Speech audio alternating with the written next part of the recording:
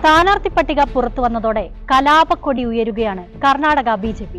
ബംഗളൂരു നോർത്തിലെ സ്ഥാനാർത്ഥി ശോഭ കരന്തലയ്ക്കെതിരെ ഗോബാക്ക് വിളി ഉയർന്നു കഴിഞ്ഞു.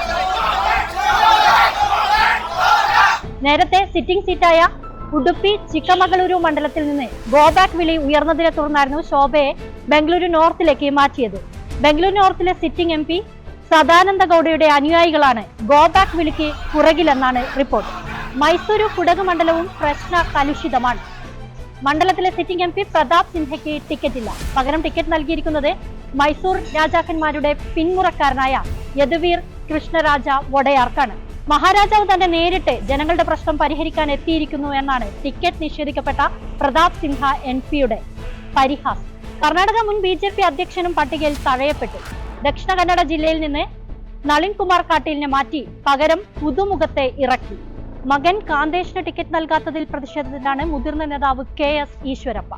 അടുത്തിടെ കോൺഗ്രസിൽ നിന്ന് ഗർവാപ്പസി നടത്തിയ ജഗദീഷ് ഷട്ടാറിന്റെ പേര് BJP പുറത്തുവിട്ട പട്ടികയിൽ ഒന്നുമില്ല.